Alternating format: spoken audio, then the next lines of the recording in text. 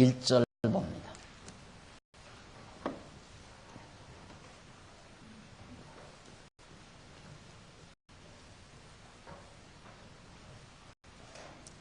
역대기상 1장 1절. 아담, 셋, 에노스, 게난, 마할랄렐, 야렛, 에녹, 무두셀라, 라멕, 노아, 셈, 함, 야벳. 4절까지 봉독해 드렸습니다. 지난 주일로 우리는 열왕기 하의 내용을 모두 마무리 짓고 오늘은 구원을 달리해서 역대상에 나오는 말씀을 오늘부터 상고하게 되겠습니다.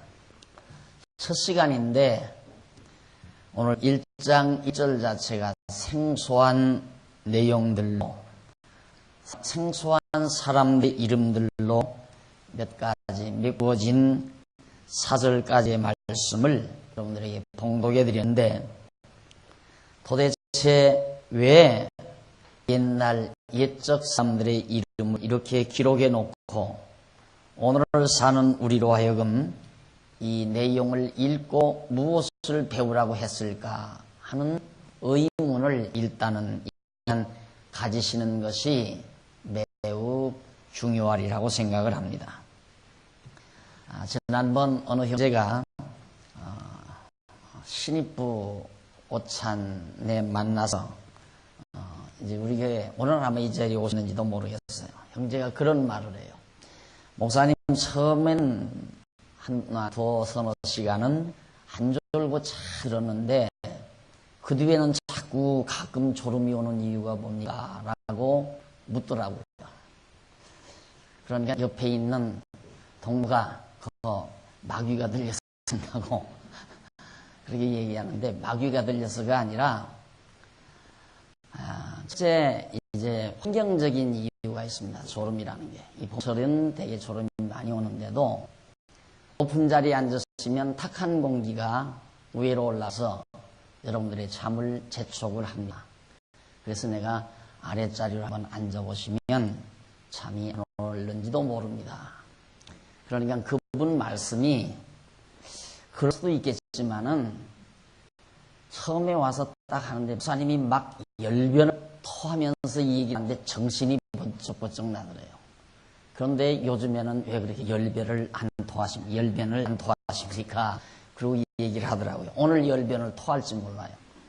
그러니까 졸지 마시고요. 왜? 중요한 대목이니까요. 성경 한 권을 정확하게 파악할 수 있는 중요한 대목입니다.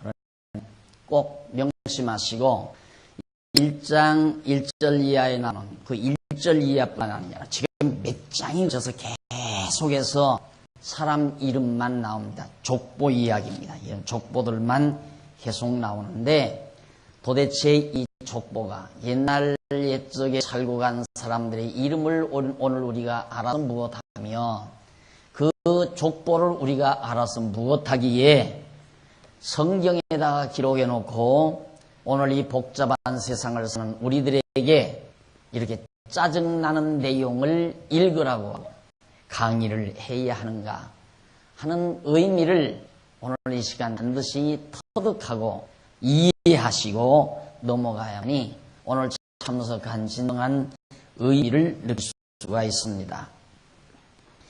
자, 그러면 이 역대상에 나오는 내용은 역대상 전체가 역대상과 하가 주보에 보면 제3절 그렇게 나옵니다.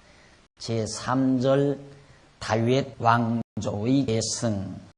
자, 그러면 오늘 적어도 처음 이 주제를 우리가 주보에 보면 제4장 통치 언약 성취 섭리란 말이 나와요. 자, 그러면 하나님께서 아브라함에게 3대 언약을 하시고 그 언약대로 자손 그리고 땅 지금 이 통치 언약을 이루어 가시는 내용을 우리가 지금 공부해 가고 있습니다. 이 통치 언약이 성취되는 섭리를 하나님께서 해 가시는 그것이 룻기에서부터 에스더까지라고 했습니다. 에스더. 그러면 룻기, 사무엘상하, 열왕기상하, 역대기상하 이렇게 나와요. 그러니까 지금 우리가 역대기를 공부하니까 이제 룻기, 사무엘상하, 열왕기상하, 역대기상하 전부가 다 이 통치 언약에 대한 통치 언약, 하나님께서 자손 번창하고 땅 정복하고 나라를 다스리게 해준다는 이 언약이 이루어지는 내용을 지금 기록하고 있다. 그런 얘기입니다. 그러면 그 가운데서 조금 우리가 살펴보면 지금 3절 아닙니까? 제 3절인데 2절은 뭐냐면 이탈 왕조의 멸망. 여기서 지금 여기서 여기까지인데 1절, 2절, 3절 이렇게 되죠. 1절, 2절, 3절. 지금 우리가 3절 내용 보지 않아요? 3절 내용. 그것이 다윗 왕조의 계승입니다. 다윗 왕조 계승.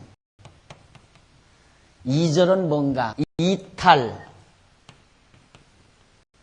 왕조 패망. 그러니까 지금까지 우리가 공부한 것은 하나님께서 통치 언약을 이루 가시기 위하여 1절에서 다윗 왕조를 세우시죠. 이미 과거에 우리가 공부한 내용입니다. 다윗 왕조를 세운 내용이 룻부터 나오는데 다윗 왕국 창건.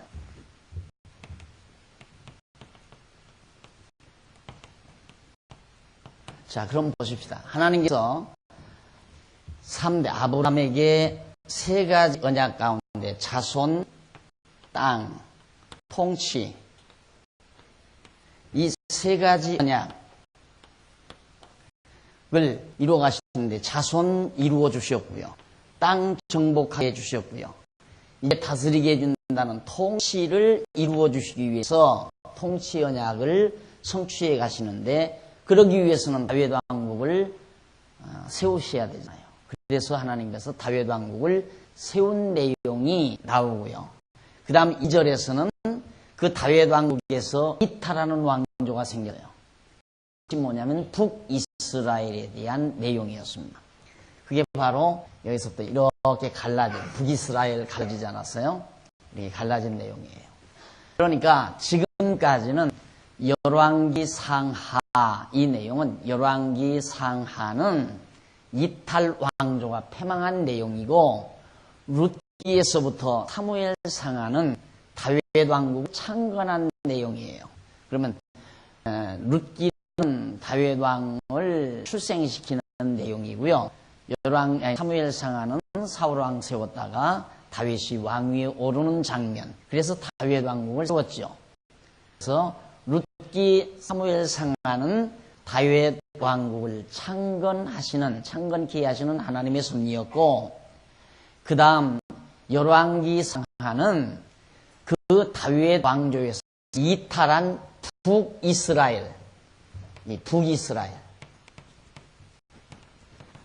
북이스라엘이 바로 아수르에 의해서 패망하는 장면입니다. 왜? 이것은 하나님이 언약하신 다윗 왕조를 이탈했기 때문에 이탈한 왕조는 패망한다는 사실을 알려준 거예요. 그런데 여러분은 지금 이 자리에 앉으셔서 아주 가볍게 이런 사실을 알게 됩니다. 그러나 지금 구약학자들 한평생 구약을 연구하며 노력하는 학자들은 도대체 왜 사무엘, 그 다음 열왕기, 그 다음 역대기, 사무엘, 열왕기, 역대기 아니에요? 사무엘은 룻기를 포함해서 다윗 왕국 건설이고, 열왕기는 이탈왕과 패망하는 역사를 기록한 거고, 그 다음 남쪽 다윗 왕조가 계승되는 3절에서 다윗 왕조가 계승되는, 역대기는 다윗 왕과 이렇게 하나님께서 세워준 다윗 왕가 계속 망하지 않고 계승되는 섭리를 하나님께서 기록해 놓은 거예요. 정확하잖아요. 아주 단순하고 정확하게 우리는 납득이 가잖아요. 그런데 학자들은 왜 사무엘서에도 이스라엘 역사 다윗이 왕 되는 일이 있고, 역대기에 보면 다윗이 왕위에 오르는 사건도 있고, 또 열왕기에도 솔로몬이 왕 노릇한 것도 있고, 역대기도 또 솔로몬이 왕 노릇한 게 또 있어요. 이렇게 자꾸 내용들이 중복에 있다라고 생각하니까 학자들의 머리가 복잡해져 버린 거예요. 그래서 도대체 왜 성경을 중복해서 이렇게 기록을 했느냐? 그냥 간결하게 쫙 기록하지, 무엇 때문에 사무엘 상하를 기록하고 열왕기 상하를 기록하고 역대기 상하를 같은 역사를 놓고 왜 복잡하게 이렇게 또 기록하고 중복해서 기록을 했느냐? 이게 납득이 안 가는 거예요. 그래서 대부분의 구약학자들은 이 부분이 있어서 사무엘 상하, 열왕기 상하, 역대기 상하를 다 섞어버려요. 연대기별로 다 섞어서 하나의 그 순서대로, 역사적인 순서대로 재편집을 해놓고 그것이 대단한 연구 결과라고 말하고 있다 입니다. 그러니까 왜 열왕기가 무엇을 말하려고 하는 건가, 역대기가 무엇을 우리에게 전하려고 하는 건가, 이것에 대한 정확한 메시지를 못 받는다 이 말이에요. 학자들이 그걸 받지 못하니까 결국 중복된 내용을 간소화시키기 위해서는 이 세 가지에 기록된 이 내용들을 다 흩어서 연대기별로 재편집해놓고 대단한 업적을 세웠다, 이렇게 생각을 한다 그 말이에요. 그러니까 지금도 물론 따로따로 주석을 쓴 주석들도 있어요. 그러나 대부분의 주석들은 이 세 가지를 한꺼번에 놓고 취급하는 주석들이, 섞어서 취급하는 주석이 대부분 많습니다. 자, 그러니까 무슨 얘기냐면, 하나님께서는 분명히 뜻이 계셔서 사무엘 상하를 기록하게 했고, 열왕기 상하를 기록하게 했고, 역대기 상하를 기록하게 했는데, 우리 학자들이 왜 하나님께서 그걸 우리에게 그렇게 기록하게 했는가, 그 전달을 받지 못하고 있다 이 말이에요. 그래서 기껏해야 의미를 전달받는 것은, 봐라, 왕들이 잘못하니까 하나님께서 멸망시켜서 나라가 다 망하지 않더냐, 하나님 앞에 범죄하면 망한다, 이런 교훈, 도덕적인 교훈 정도를 받는 것으로 고작 만족하고 있는 것이 현 구약학자들이 직면하고 있는 문제의식입니다. 그래서 이렇게 하다 보니까 뭔가 게임하잖아요. 성경이 하나님의 말씀이라고 해놓고는 하나님이 인간 머리만 못해서 이 세 가지를 거듭거듭 중복해서 기록하게 했을까? 저는 접근을 그렇게 했어요. 처음에 접근하기. 성경이 하나님 말씀인데, 성경이 하나님께서 기록하게 했을 때 인간들의 머리만 못해서, 인간들이 생각하듯이 사무엘 상하, 열왕기 상하, 역대기 상하를 다 흩어서 내용별로 연대기별로 추려가지고 재편집할 만큼 그런 정도의 머리가 하나님께서 없으셔서 이렇게 따로따로 기록하게 했을까 하고, 이 자체를 그대로 도대체 무슨 의미로 이렇게 기록하게 했을까 하는 것을 파고들었습니다. 그러다 보니까 알고 보니까 이거예요.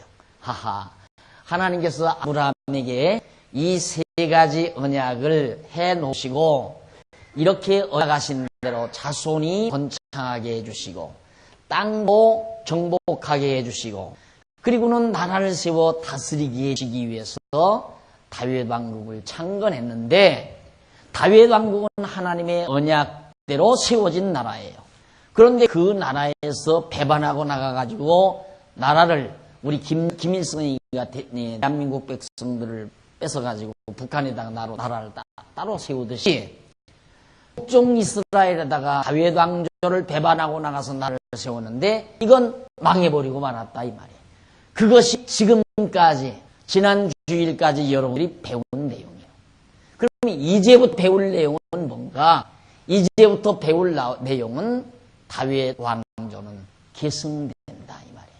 우리가 여기 만 다음에 이쪽 조금 포로 가기까지 잠깐 우리가 공부했잖아요. 포로로 갔지만은 하나님께서는 포로로 잡혀갔지만은 남쪽 다윗 왕조, 이 남쪽의 다윗 왕조만은 망하지 않고 계승된다. 이 사실을 확인시켜 주려는 내용이 역대기 상하 내용이다. 따라서 더러더러 내용 중에는 열왕기 상하에서 취급했던 내용이 다시 거론되는 수가 있어요. 그런데 중요한 것은 뭐냐면 여기 열왕기 상하는 북쪽 이스라엘이 패망하는 과정을 자세하게 거론하고 있죠. 남쪽 유다 왕들의 내용은 그 사건을 구체적으로 잘 취급을 안 해요.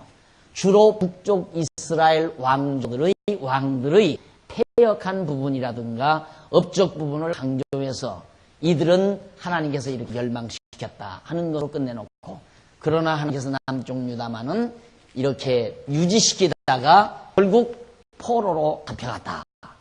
이것까지가 이제 열왕기 상하란 말입니다. 그리고 이제 역대기 상하는 하나님께서 세우신 다윗 왕은 북쪽 이스라엘은 멸망시켰지만 하나님께서 언약대로 세우신 다윗 왕조는 계속해서 이렇게 그 왕조가 계승되게 하시다가 포로 잡혔지만 포로에서 다시 돌아오게 하셨다 라고 하는 사실까지를 역대기 상에서 기록하고 있어요. 그러니까 이제부터 공부하는 내용은 정말 하나님께서는 아브라함과의 언약을 어김없이 이루어 가신다는 사실을 분명하게 확인하고 있는 겁니다. 자, 그렇다면 그걸 확인하기 위해서는 하나님께서는 우선 다윗 왕조의 수립 과정을 다시 설명을 해야 됩니다. 다윗 왕조의 사무엘 상하에서 다윗 왕조 세워지는 내용을 말했지만은 다시 처음부터 하나님께서 어떻게 다윗 왕조를 수립했는가 하는 것이 역대기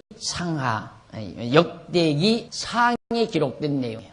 역대기 상은 다윗 왕조를 세우는 내용으로 가득 채워져 있다.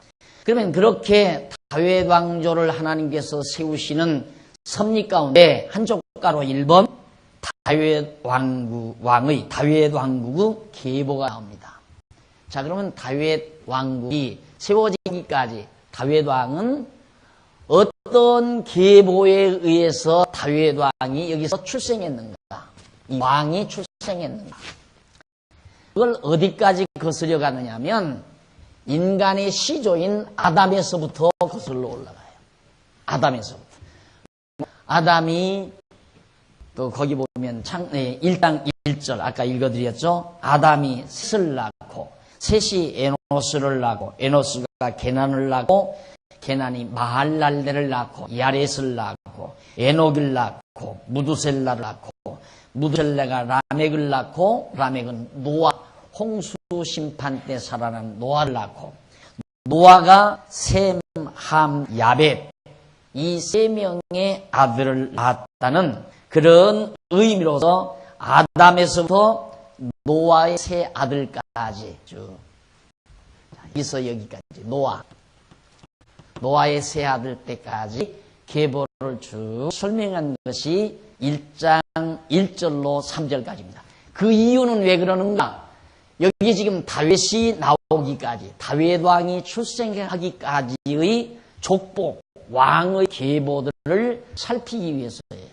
그러니까 이 말은 뭐냐면 지금 이 성경에 기록된 것은 허무맹랑한 어느 조작품이 아니고 소설도 아니고 어느 작가가 만들어 놓은 그런 이야기도 아니고 이것은 실제 시간 세계 속에서 역사 속에서 실제 있었던 역사적 사건임을 우리들이 분명하게 전달받을 수가 있죠. 그래서 족보를 정확하게 다윗이 누가 만들어낸 작가가 만들어낸 인물이 아니에요. 이건 역사적 실제 인물이라 이 말이죠. 그러니까 하나님께서는 이런 역사 섭리를 통하여 실제로 하나님 당신이 살아계시다는 사실을 강하게 우리에게 지금 전달해주고 있는 거죠. 아담이 인간의 최초의 시조 아닙니까? 처음 하나님께서 만들어 놓은 인간인데 그 아담이 셋을 낳고 셋이 그 이하 에노스를 낳고 에노스가 게난을 낳고 그 다음 마할랄레를 낳고 이렇게 해서 노아가 출생했다. 그런데 여기서 노아 때까지는 많은 사람이 번창했을 거 아니에요. 상당히 한 10여 대가 흘러나왔으니까 많이 번창을 했는데 이 당시에는 보통 약 800에서 900세 1000살 가까이 인간들이 살았단 말입니다. 그러니까 엄청 번창을 한 거예요. 사람들이. 엄청 번창을 했는데 너무 부패하고 타락하니까 노아 때 홍수를 통해서 완전히 다 온 세상이 다 죽어버렸잖아요. 죽고는 노아의 8식구만 딱 살아난 거예요. 그래서 이거 천지개벽이라고 하죠. 천지개벽. 완전히 이 당시에 이제 저렇게 대홍수가 일어날 때에 무슨 하늘에서 비만 이렇게 쏟아진 것이 아니라 땅이 뒤집어진 거예요. 땅이 뒤집어지면서 땅에서 물이 솟고 하늘에서 비가 내리면서 온 천지가 완전히 홍수로 묻히게 되었습니다. 요즘에 이제 지질학자들이 이걸 인정을 하잖아요. 어느 때인가 모르지만은 이 지상에 크게 홍수가 있었다 이거예요. 그 증거로는 뭐냐면 어떻게 산 높은 정상의 바위 틈 속에 물고기들이 화석이 들어있고 조개 껍질들이 그 속에 바위 속에 들어있느냐 이죠. 높은 산 정상에 그것은 높은 산 거기까지 바닷물이 다 잠겼을 때가 있었다는 걸 증명을 하고 또 바닷속에 있는 큰 바위들이 솟아나서 산 정상을 이루었다는 것 증명이 되고 지질학을 통해서 다 증명이 되잖아요.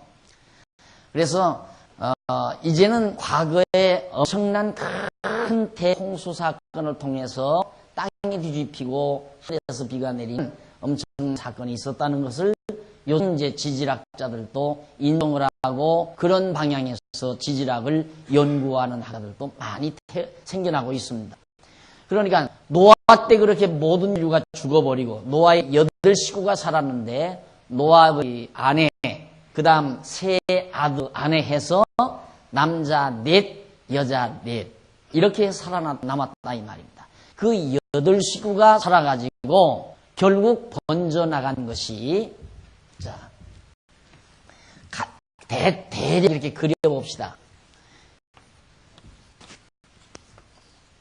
이게 이제 세계라면 홍수가 이 부근에서 일어난 노아가 여기서 갈대아 우루 이 부근 아라랏산 이 부근 중동 아시아죠. 그러니까 지금의 유브라데스 강, 티그리스 강, 이라크 땅이 있는 그 큰 강이 흐르는 거기에서 이제 인류 최초 문화가 발생한 거란 말입니다. 이것은 성경을 모르는 기독교를 신봉하지 않은 일반 인류학자들도 모든 인류의 발상지는 유브라데스 강 유역 여기가 바로 최초의 인류 문화 발상지라고 말을 하죠. 우리 초등학교 때도 중학교 때도 다 배우잖아요. 인류 문화 발상지.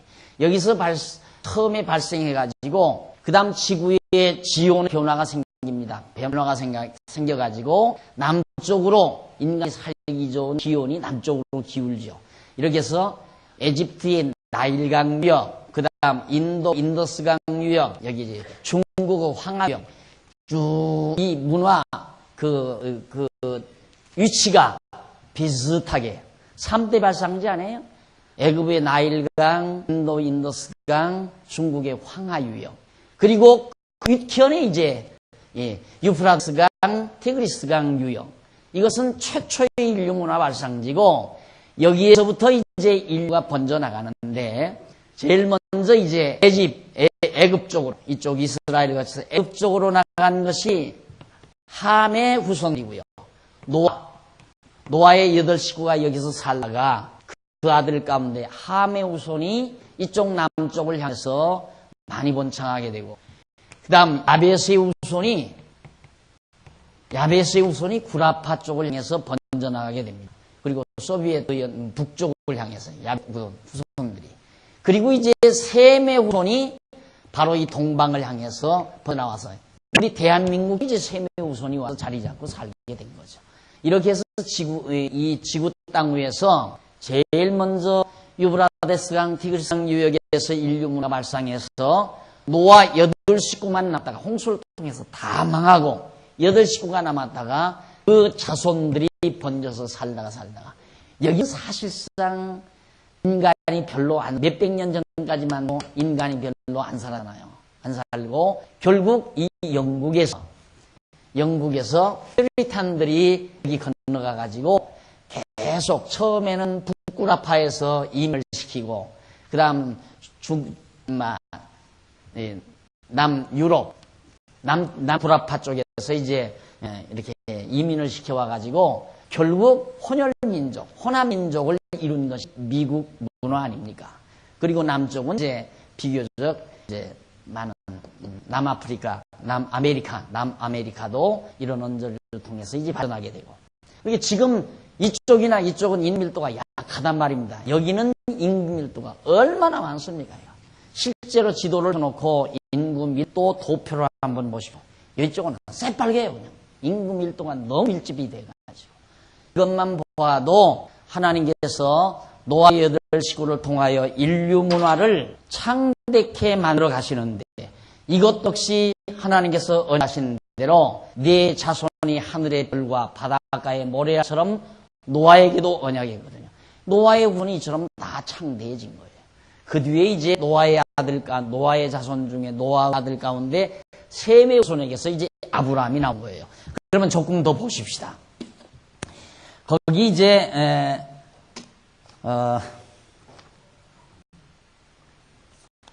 1절로 16절까지가 시조 아담으로부터 셈까지, 셈의 자손은 계보와 그 자손들의 명단이 쭉 거기에 기록이 돼서 나타납니다.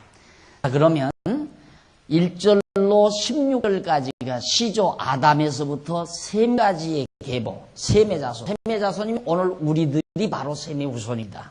그거 한번 보십시다. 8절, 8절에 5절. 야레스 아들은 고멜과 마곡과 마대와 야완과 두발과 메섹과 이라스요. 뭐 이건 다 인류학자들도 다 인정하는 바니까 이쪽 북유럽이나 북구라파, 지금 소련, 모스크바 있는 이런 이 언저리 쪽으로, 이 우쪽으로 사는 종족이 전부 두발, 마곡 속입니다. 두발과 마곡. 그러니까 그게 전부가 다 야베스 아들이죠. 고멜, 마곡, 마대, 야완, 두발, 메섹과 스요. 고멜의 아들은 아스그나스와 디밧과 도갈마요. 야완의 아들은 엘리사와 다시스와 kittim과 도다님이더라. 여기에 지금 5절로부터 7절까지가 야베스의 후손의 족장들 내용이 거기에 이제 쫙 소개되고 있습니다. 그 다음 이제 8절로부터는 함의 아들은 구스와 미스라임과 붓과 가나안이요. 이 가나안 땅, 여기가 이제 가나안이었어요. 가나안 땅. 그리고 이게 이제 애굽의 에티의 나일강 유역을 위시해서 살아가는 이 지역이 이제 바로 함의 후손이고, 여기는 야베스의 후손이고.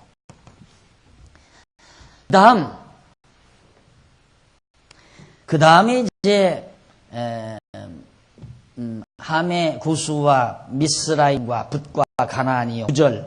구스의 아들은 스바와 하월라와 삽다와 라마와 삽드가요. 라마의 이름은 스바와 드다니요. 두 수가 또 무롯을 낳았으니 세상에 처음 영걸한 자며, 미스라임은 루딤과 아나밈과 르합임과 납두힘과 바두르심과 가술루힘과 갑도림을 낳았으니, 여기에 이제 처음 영걸이라는 자가 있죠. 니므롯 자손이 영걸인데, 왜 지금도 이제 인간들의 그 유고를 이렇게 발견해가지고, 예적 유고를 발견해가지고 보면 완전히 오늘 우리들의 유골과는 다른 아주 체구가 크고 웅장한 그런 체구의 모습들의 유고를 더러 발견한다는 보고를 더러 듣습니다. 근데 그게 바로 이 니므롯 자손은 우리들의 보편적인 체구보다도 월등하게 큰 그런 종족이 태어났다. 그 말이에요. 그게 누구에게서? 함의 후손에게서 그게 태어났다. 그러니까 이 에집트 문화라고 하는 것이 굉장히 빠른 시대에 번영했던 것을 우리가 알 수 있죠. 에집트의 뭐 그 피라밋이라든가 이런 걸 보면 스핑크스나 피라밋 같은 것들은 불가사의 문화의 유산으로 알려져 있잖아요. 그런 것들이 다 이 나일강 유역 문화에서 만들어진 것들이란 말입니다. 그게 바로 노아의 아들 중에 함의 후손들이 남쪽으로 내려와서 번창해가지고 정말 문화를 형성해갔던 그런 내용을 오늘 우리는 역사 현장에서도 찾아볼 수가 있는 겁니다. 자, 그런 다음에 이제 거기 보면 12절 바두르심과 가술루임과 갑도림을 낳았으니 블레셋 족속은 가술루임에게 나왔으며, 여기 이제 블레셋 족속, 지도가 정확지 않아서 여기 이제 가나안 때 블레셋 족속 있잖아요. 지금의 팔레스타인 족속들이죠. 이 블레셋은 늘 제가 강조했지만 성경엔 블레셋이라 했지만 현대 용어로는 그걸 팔레스타인이라고 해요. 팔레스타인. 그러니까 지금도 이스라엘과 팔레스타인 사이에 엄청난 충돌이 있게 된 그 팔레스타인 족속은 함의 후손이고, 이스라엘은 누구의 후손이에요? 셈의 후손 아니에요? 그러니까 마땅히 셈의 후손은 동쪽을 향해서 계속 이 넓은 아시아 일대, 아시아대륙, 동남아시아 일대, 인도를 비롯한 이 일대로 다 이게 셈의 후손에 주어진 엄청난 땅덩어리인데, 하나님께서 덕에 이스라엘 백성이죠. 셈의 후손 가운데 아브람 한 사람만 역으로 데려다 이쪽으로 보내가지고 이쪽 고구려 땅, 이쪽 대한민국 땅 이쪽이나 하나님께서 아브람을 이쪽으로 불러다가 여기서 너 이 땅 가지고 생육하고 번성해서 아들 낳고 딸 낳고 나라 이루어서 다스리라 했으면 아브람이 우리 조상이 됐을 거예요. 이 땅에. 그런데 왜 하나님은 하필이면 이 한 사람만 끄집어다가 여기 가나안 족속 함의 후손들이 살고 있는 피빛이 전혀 다른 함의 후손들이 살고 있는 이 구석에다가 아브라함을 집어넣어서, 그것도 한참 번창해서 살고 있습니다. 그래서 그들로 하여금 모든 시련, 함의 민족 그 사람들에게 가서 400년 종살이 하지 않았어요. 셈의 후손이. 이런 가운데서 하나님께서 이스라엘 백성들을 연단시키시고 하나님 여호와 경외하기를 가르쳐 준 것입니다. 그것이 하나님의 능력 그들에게 보이기 위해서 하나님께서 그렇게 섭리하신 거거든. 자, 그 다음에 이제 이렇게 블레셋 족속은 가솔로임에게서 나왔으며 가나안 아다들 시돈과 헷을 낳고 또 여부수 족속과 아모리 족속과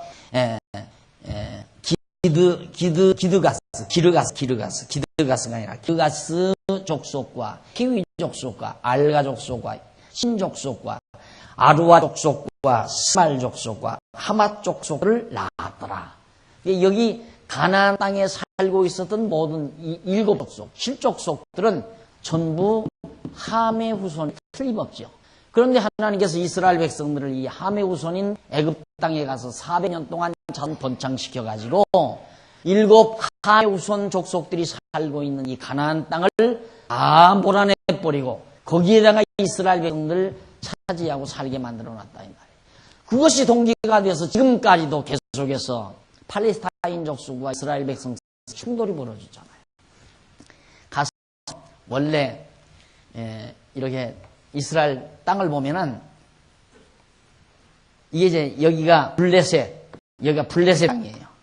근데 이스라엘 백성이 돌아서 요단강 건너서 들어가서 이 땅을 정복해 살았단 말입니다. 그러니 누가 위협을 받아요? 블레셋 사람들이 위협을 당하잖아요. 야, 이상한 민족이 들어오더니만 여기 다른 민족들을 다 쫓아내고 땅을 정복하는 거니까 우리 것도 빼앗으려는가 보다 해가지고 블레셋이 계속해서 이스라엘을 쳐들어와서 점령하려고 전쟁을 벌인 거예요.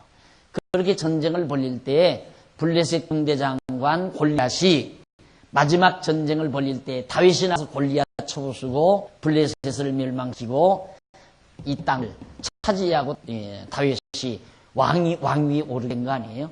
그래서 이 가나안 땅을 차지하게 된 거랍니다.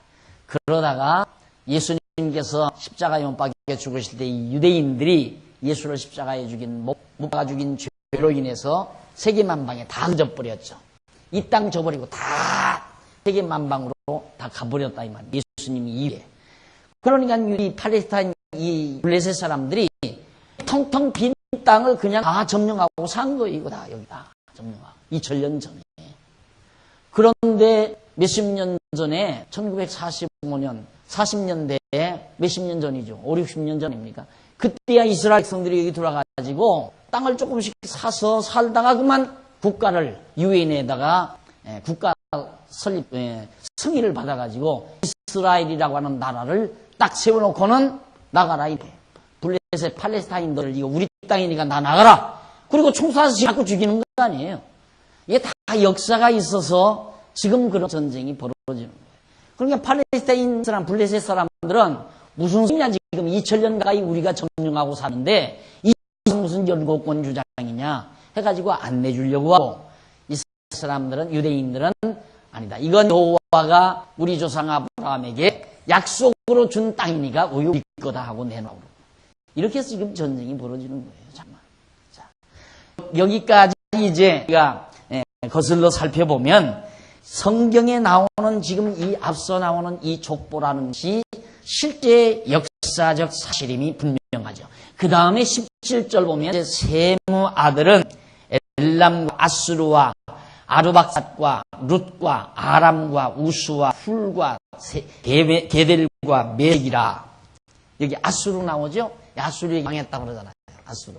그러니까 여기는 이제 이쪽으로 뻗은 거예요. 이쪽. 운동아시아, 중앙아시아 쪽으로. 그러면 거기서 이제 이쪽 중국이나 그다음 이 대한민국, 동남아 이쪽으로 다 뻗었기 때문에 이쪽에 살고 있는 중동 지방 비롯해서 인도를 비롯해서 이쪽 동남아시아, 중앙아시아에 사는 모든 족속들은 전부가 다 셈의 후손. 용모가 다르잖아요. 확실하게 다르잖아요. 용모가 야벳의 후손과 함의 후손과 셈의 후손이 용모가 다요. 그래서 어떤 사람들은 인류가 이렇게 서로 다르기 때문에 조상도 다를 것이다. 그래서 야벳의 종족이 다르고 함의 종족이 다르고 셈의 종족이 다를 것이다라는 가상할 수 있겠죠. 그러나 결국 인류학자들이 종족이 다른 게 아니라 전부 하나의 종족에게서 다 퍼진 인간이라는 것이 확증되고 있잖아요.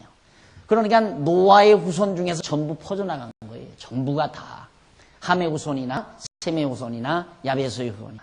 그러니까 북구라파를 중심으로 해서 소비에트 연방 구라파 일대에 사는 종족, 코 크고 허연 머리 걷는 사람들, 노랑머리, 허연머리 이런 머리카락을 가지고 있는 사람들이나 얼굴이 새까맣고 꼬불꼬불한 머리를 가지고 있는 흑인들이나 이게 눈도 새까맣고 머리도 새까맣고 코가 납작하고 하는 이런 동양인들의 모습이나 전부가 다 한 아버지 밑에서 태어난 종족이다. 그렇게 해서 인류가 이렇게 퍼져서 산 것이 지금 사실임을 여기서 말하면서 가손 가운데서 지금 다윗 왕이 왔다. 이걸 해라고. 그러니까 아브라함의 후손에게서 노아를 쳐 노아를 아브라함의 자손으로 결국 다윗 왕이 있다는 것을 밝히기 위해서 지금 이 기자는 구체적으로 그 이름을 밝혀나가고 있는 겁니다. 그 다음 18절에 보면 아르박삿은 셀라를 낳고 셀라는 에벨을 낳고 낳고가 계속 나와요. 이렇게 해서 13절 오빌과 하월라와 요밥을 낳았으니 욕단의 아들은 이러하니라 하면서 24절 셈 셈을 지금 두 번째 내잖아. 앞에서 셈의 우선 얘기를 했는데 17절로 셈의 우선을 얘기했는데 지금 24절에서도 셈, 아르박사, 셀라, 에벨, 벨렉, 우루, 수룩, 나홀, 데라, 아브람, 곧 아브람이라.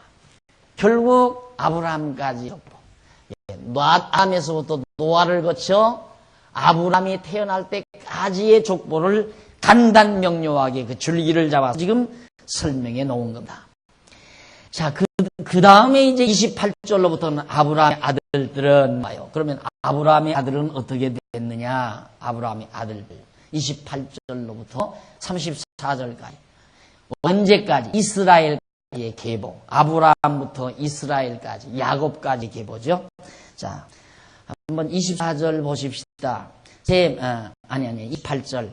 아브람의 아들은 이삭과 이스마엘이라. 이스마엘에게는 이러하니 그 맏아들은 느바요시, 다음은 게달과 암부엘과 믹삼과 등등등 나옵니다. 이스마엘의 아들들은 이러하니라고 31절까지. 혀 아프니까 등등 하니까 이해하고 들으십시오. 왜? 머리 좋고들랑 다 외우십시오. 외워도 누가 말리지 않으니까 저는 하나를 못 외워요. 이게 이름을 다 외우는 게 중요한 게 아니고 그 의미가 중요한 거예요. 그러니까 등등해도 관계가 없어요. 자, 그러니까 등등. 그 다음 32절 아브라함 첩 그두라의 낳은 아들, 첩이 낳은 아들도 전부 밝히잖아요. 시므란과 욕산과 드단과 미디안 등등 나와요. 쭉 나와서 그두라의 아들들은 이러하냐 하고 33절까지. 그 다음 또 계속해서 34절 아브라함이 이삭을 낳았으니 이삭의 아들은 에서와 이스마엘이더라. 그것만 해도 이제 여러분 귀에 있죠. 아브라함이 이삭을 낳고 이삭이 이제 야곱을 낳거든요. 야곱. 그래서 지난 주일에 제가 말씀드리기를 다 잊어버리고 관계가 없지만 아주 간략하게 기억에 두려면 아브라함 하나 기억에 두고 그 다음 야곱하고 유다를 기억하십시오 그랬어요. 유다를. 왜? 야곱은 아브라함 손자예요. 그리고 야곱은 야곱의 아들이 유다인데 하나님께서 야곱을 통해서 유다에게 내게서는 앞으로 네 자손에게서는 왕이 나오는데 왕가가 나오는데 그 왕가는 영원하다. 끊어지지 않고 영원토록 네 자손에게서는 왕족이 나온다. 라는 걸 언약을 한단 말입니다. 그런데 놀랍게도 이 다윗 유다로부터 이 다윗이라고 하는 다윗 왕이라고 하는 왕이 태어나요. 그래서 이스라엘 왕이 된다 이 말이죠. 이것이 역사예요. 누가 도대체 이렇게 하는가? 도대체 몇천 년 전에 살던 몇백 년 전에 살던 야곱이 어떻게 자기 유다 자손에게서 왕족이 나올 것을 알고 말한 것이 몇백 년 후에 정말 그 아들에게서 유다 자손에게서 다윗이 와가지고 다윗 왕이 멋지 않고 계속해서 정말 그 왕가가 이어지느냐 이 말이죠. 이것이 생명의 말씀이에요. 살아있는 말씀이다 말이에요. 살아있는 말씀. 하나님께서 살아계시지 아니하는 한 어떻게 역사상 이런 일이 있을 수 있느냐 이 말이죠. 어떻게? 무당이 정을 쳐줄 때 흥학이 아니면 망학이에요. 당신 귀잘 생긴 거 보니까 바꿈지 않고 살겠소 하고 예언을 줬는데 얘기를 해줬는데 바꾸고 산다 이 말이에요.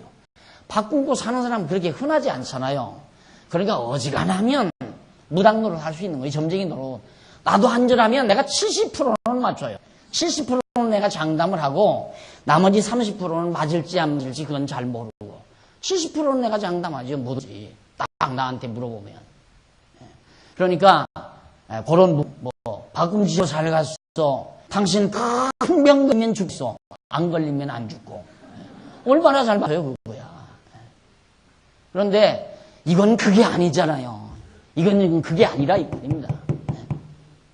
이렇게 구체적으로 족보까지 역사적인 사실적인 족보까지 들추면서 하나님께서 아브라함을 선택해 아까 말씀드린 대로 이쪽 중동 갈대아 우르 지역에 사는 아브라함을 왜 하필 하필이면 이쪽으로 보내서 땅을 차지하고 생육하고 번성해서 나라 건설을 하지 않고 이 정말 포악한, 성격이 포악한 야베세우스를 시커멓고 아주 너무너무 정말 성격도 대조적이죠.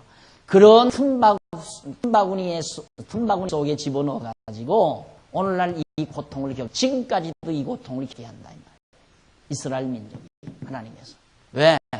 하나님 여호와가 살아계셔서 역사를 주관해 가신다는 사실을 오늘 미련한 우리도 깨닫고 경외케 하기 위해서라 이 말이죠. 이걸 알고도 하나님 여호와가 살아계시지 않다라고 생각하는 사람은 이게 확실히 이 속에 바위덩어리가 들어가 있어요. 바위덩어리가 들어가. 정말 정상적인 뇌가 들어있다면은 어떻게 이런 하나님의 역사 섭리를 보고 하나님 살아계신 여호와 하나님이 살아계시다는 사실이 안 믿어지느냐 이 말이죠. 믿어질 수밖에 없잖아요. 이게 실제 역사인데, 이게 실제로 역사 사실. 이 부분을 지금 앞으로 우리가 역대기 상하에서 공부할 거랍니다. 확인해 보면 될 거예요. 정말로 다윗의 자손이 그 왕가를 계속해서 이어서 급기야는 바벨론 포로에서 돌아와서 다시 왕가를 이어서 다윗의 손으로 하나님께서 언약하신 예수가 왔나 안 왔나 이걸 확인하려는 거 말이에요. 우리가 예수를 왜 믿는가? 어리석고 미련해서 믿는 것도 아니고 가난해서 처절해서 믿는 것도 아니라 말입니다. 그런데 오늘날 아나운서라는 사람도 있다고 소리를 해요. 네? 아직도 그렇게 신앙을 가져야 될 만큼 가난한 민족은 아니네요. 아니지 않느냐 이게. 그러니까 가난한 민족들이 신앙을 가지지 잘 먹고 잘 사는 돼지처럼 잘 먹고 잘 사는 인간들은 신앙 가질 일이 없다는 얘기가 된다 이 말이에요. 그럼 무시간 말이라 아나운서가 한다 이 말입니다. 말이나 되는 얘기입니까? 물론 무속신앙은 가난한 자들이 자위하기 위한 하나의 수단으로 하는 거예요. 그러나 기독교는 그게 아니라 이 말입니다. 고도의 지성인이 아니면 신앙할 수 없는 것이 기독교 신앙이에요. 고도의 지성인이 아니에요. 배워보면 알 거 아니에요. 예수는 역상에 온 것이 틀림없고 그 예수가 하나님께서 보내시고자 하는 약속임에 틀림이 없고 처음에 하나님께서 아담을 지은 것이 바로 첫 아담. 이게 첫 아담이란 말이에요. 왜 첫 아담인가? 자 오실 예수가 둘째 아담이니까. 이 둘째 아담이서 첫 아담이에요. 그러니까 하나님께서 아담을 지으신 것은 둘째 아담 예수를 보내시겠다는 약속이에요. 언약. 그리고 아담 짓기 전에 처음에 빛을 창조해서 빛이 있으라 했을 때 창세기 1장 1절, 2절, 3절에 거기에 보면 이제 빛이 있으라며 빛이 있었다 했을 때 하나님께서 어둠 가운데 참 빛으로 생명의 빛으로 예수 그리스도가 이 세상에 오실 것을 미리 언약한 말씀이란 말입니다. 그 언약대로 예수가 왔다 이 말이에요. 어떻게? 하나님께서 언약하신 그 역사적인 프로그램에 따라서 빈틈없이 정확하게 역사가 진행되어 결국 하나님 언약하신 예수 그리스도를 이 땅에 메시아로 보내셨다 이 말. 그래서 우리는 예수를 메시아로 믿는 거 아닙니까? 그리스도로. 그래서 믿는 거예요. 바보라 믿는 게 아니고 미련해서 믿는 것도 아니고 그냥 뭐 와서 정성이나 드리면 사업이 잘 되기 위해서 믿는 것도 아니고 정성 들여서 몸이나 건강하게 복받아 잘 살기 위해서 믿는 것도 아니고 이게 진리니까 믿는 거죠. 진리가. 사실이고 진리니까.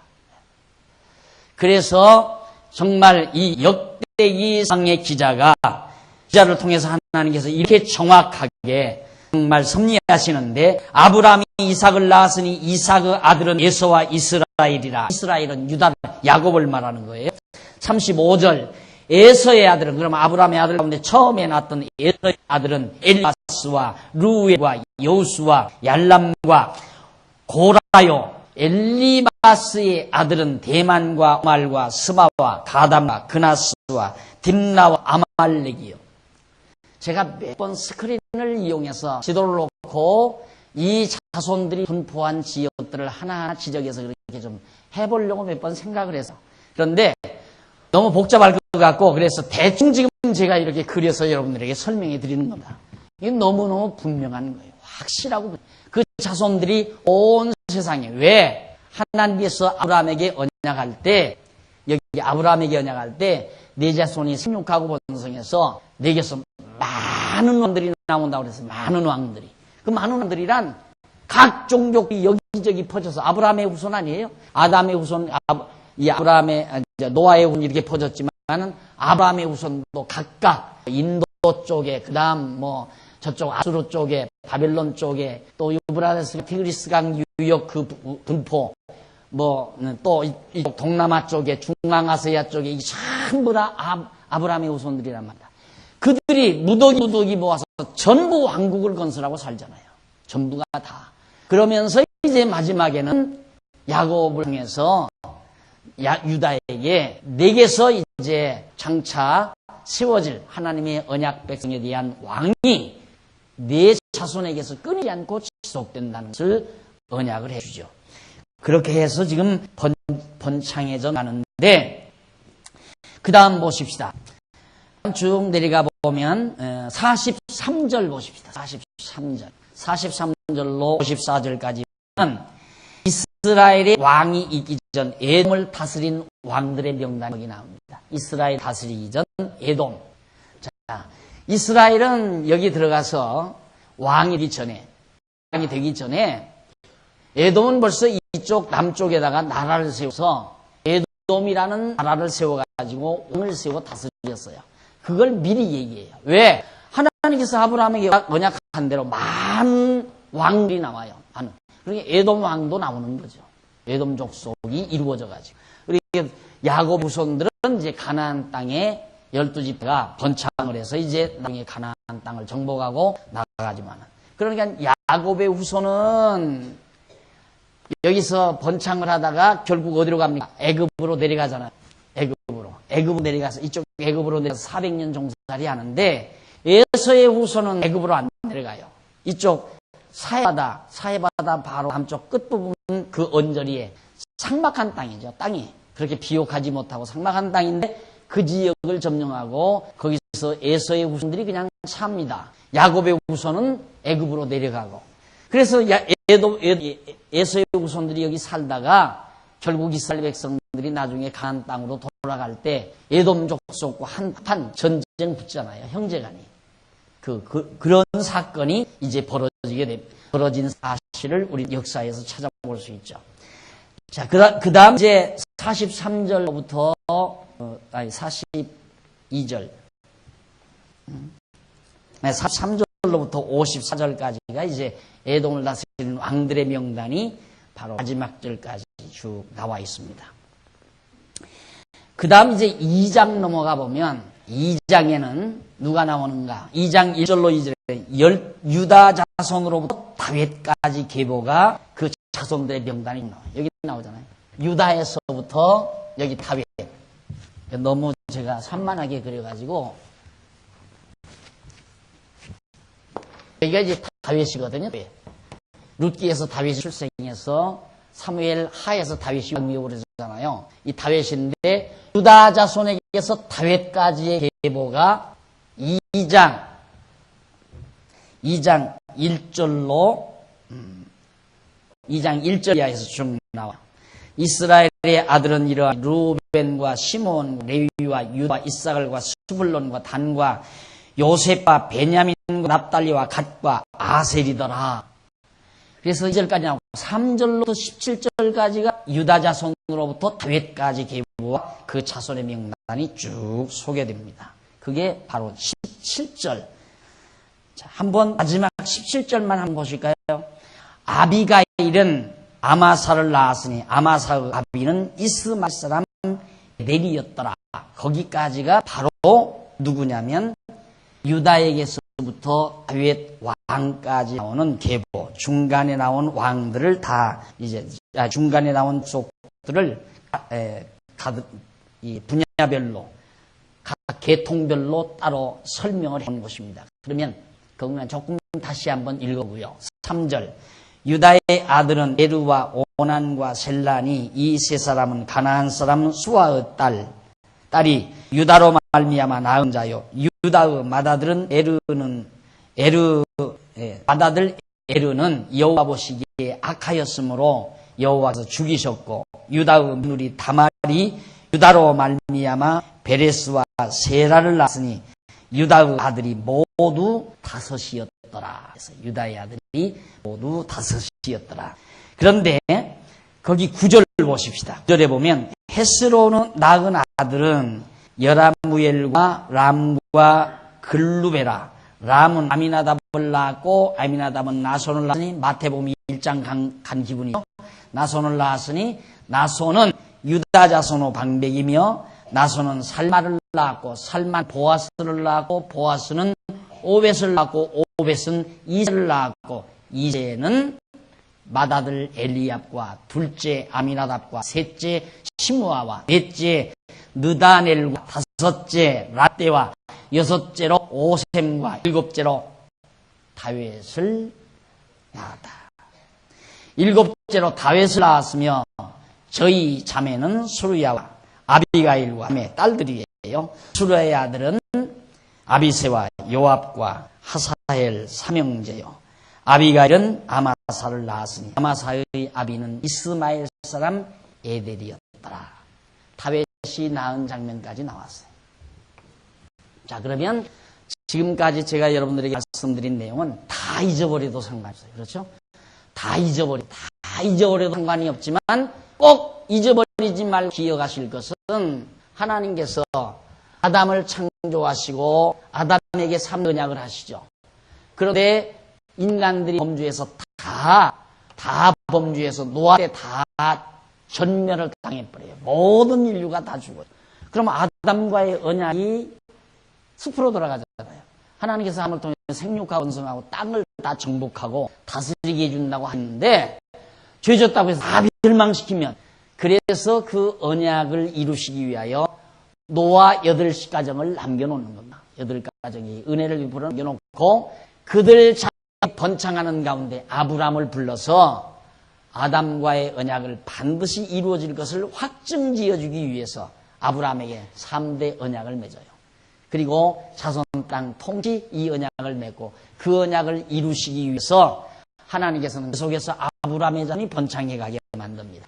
그래서 아브람, 아담, 노아, 아브람, 그 다음 이삭은 좀 빼먹어도 상관없어요. 기억은 좋지만은 아브라함 다음에 야곱, 유다, 다윗 이것만은 좀 기억해달라. 꼭 다 지울게요. 오늘 배우신 가운데 자, 아담 다시 쓸게요. 아담, 노아, 아브라함, 그 다음 야곱, 유다, 그 다음 다윗. 이 계통만 어느 정도 기억하고 계시면 앞으로 강의를 듣는데 큰 지장이 없으리라고 생각합니다. 왜? 자주자주 언급되니까. 그래서 특히 중요한 것은 야곱이 유다에게 왕이 나올 것을 예언한 이 다윗 왕이 그 예언대로 다윗 왕이 출생했다는 사실. 그것이 정말 사실인가를 확인하는 것이 역대기 상하에 나오는 내용이다. 그래서 앞으로 우리는 정말 하나님께서 다윗을 통하여 야곱을 통하여 유다에게 언약하신 대로 그대로 역사상에서 이루어졌는가 그 사실만 확인되면 여러분들에게 내가 하나님 여호와를 경외하십시오. 예수를 그리스도로 믿으십시오. 하고 말할 필요가 없어요. 아무 말이 필요 없어요. 배워서 깨달으면 믿어지게 돼 있고 하나님 여호와 살아계시는 것이 확실하게 돼 있고 그게 확실해져야 그 다음 이제 자기 스스로를 추스려지는 거예요. 아하, 내가 부질없는 생각들을 하고 살았구나.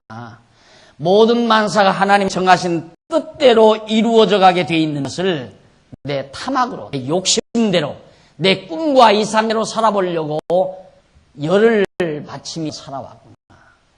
이렇게 하나하나 깨달으면서 마음의 욕심이 사라지고 그 다음 마음에 편안함이 오고 삶의 기운이 솟아나고 그래서 평강과 기쁨이 항상 내 삶을 지배하고 되어지는 모든 만사를 통해서 하나님 여호와를 배우며 그를 경험하며 사는 아름다운 신앙 신앙생활이 이루어지게 되어 있습니다. 그래서 앞으로 공부할 내용, 다윗에서부터 바로 예수님 올 때까지는 아니지만 바벨론 포로에서 구출해내는, 바벨론 포로에서 다시 하나님께서 돌아오게 만드는, 왜? 왕가가 무너나면 안 되니까. 다윗 왕가가 무너지면 안 되잖아요.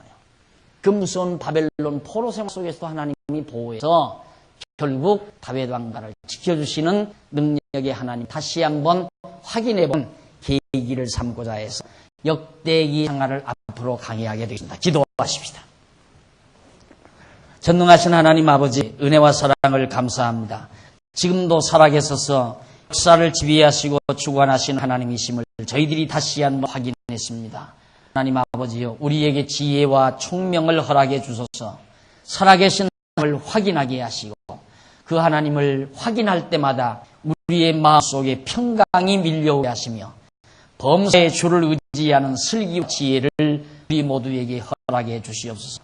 그래서 하루하루의 모든 삶이 하나님의 경륜과 뜻 가운데서 이루어지는 삶이라는 것을 솔직히 인정하고 하나님 경외하며 사는 슬기로운 종들이 되게 하시옵시기를 비옵고 예수님의 이름으로 기도드립니다. 아멘.